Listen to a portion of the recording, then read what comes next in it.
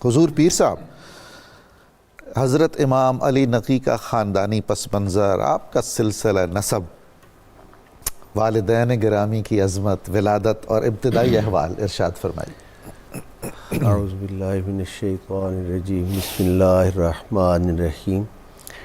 جو ابتدائیہ انتہائی آپ نے اپنی قلبی کیفیت کا آئینہ دار پیش کیا ہے، میں ایک شعر میں اس پہ تبصرہ کر کے پھر آگے بڑھتا ہوں۔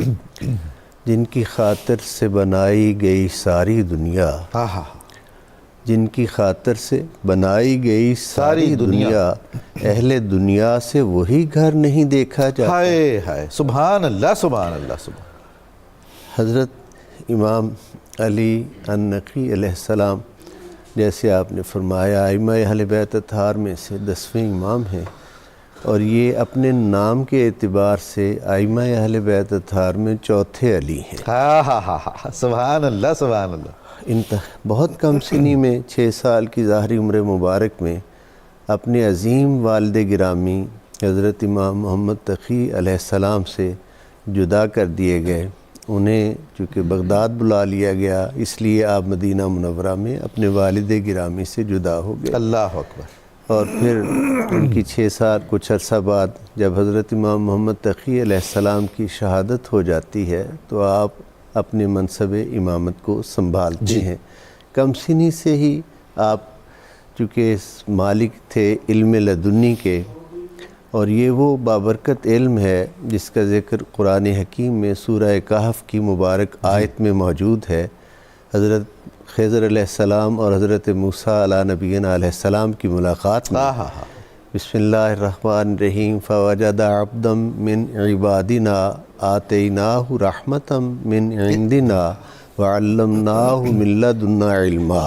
قرآن حکیم ہمیں یہ خبر دے رہا ہے کہ جیسے تمہارے دنیا کے بہت سے علوم ہیں، اس طرح علم لدنی بھی ایک خاص علم ہے جو ہم اپنے خاص بندوں کو عطا کرتے ہیں۔ سبحان اللہ سبحان۔ تو یہ علم لدنی کی مالک ہستیاں ہیں، اور آپ کو اللہ رب العزت نے جو بے پناہ صلاحیتیں عطا فرمائی تھیں، صبر و رضا تو اس خاندان کا ویسے ہی خمیر ہے اور شعار ہے ہمیشہ کے لیے۔ سبحان اللہ، بے شک۔ اور استقامت علی الحق جو ہے وہ بھی ان کی خاص شان ہے کہ دور کوئی ہو، ظاہری عمر کی کوئی کیفیت ہو، ہر دور میں استقامت کے کوہ صفا ہوتی ہیں یہ ہستیاں۔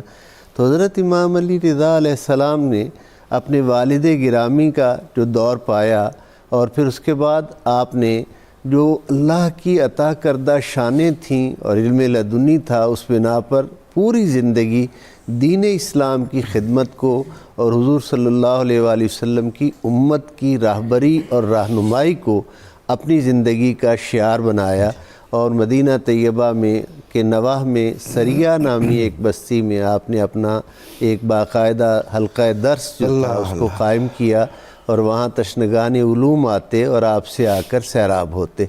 یہ وہ بارگاہ ہے جس بارگاہ سے کسی بھی علم کا پیاسا خالی نہیں لوٹتا، تشنا کام نہیں لوٹتا۔ جس علم کا متلاشی آتا ہے وہ اس بارگاہ علم سے فیضیاب ہوتا ہے۔ حضرت امام علی نقی علیہ السلام کو اللہ رب العزت نے جو بے پناہ صفات عطا فرمائی تھی، ان بے پناہ صفات میں یہ ایک نمایاں آپ کا وصف تھا، اور یہ نمایاں شان تھی کہ جب بھی آپ سے کسی مشکل کا حل پوچھا گیا، آپ نے مشکل کشا کے فرزند ہونے کا حق ادا کیا اور اس مشکل کا حل بتایا۔ جب بھی کوئی لا ینحل مسئلہ آپ کی خدمت میں پیش کیا گیا تو آپ نے اس کی عقدہ کشائی فرمائی۔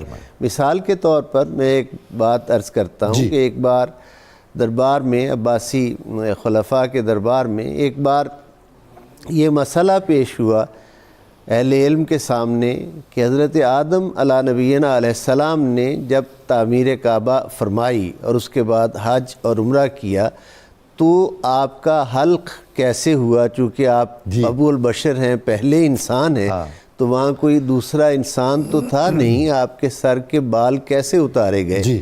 اس مسئلے کے لیے اہل علم سے بہت زیادہ رجوع کیا گیا، لیکن کوئی بھی اس کا شافی جواب نہ دے سکا۔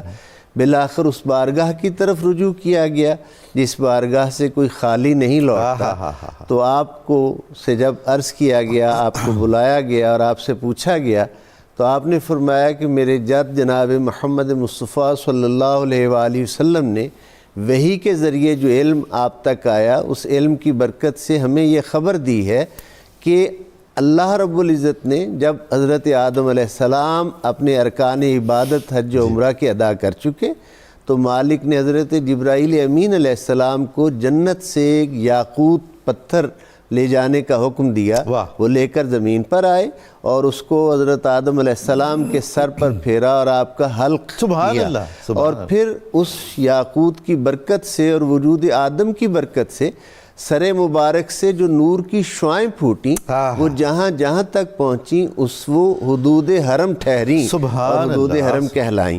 یعنی کہاں تک کی خبر ہے جو حضرت امام علی نقی علیہ السلام دے رہے ہیں، جس بات سے پوری اہل علم دنیا جو ہے وہ بے خبر ہے، اس کی خبر آپ عطا فرما رہے ہیں.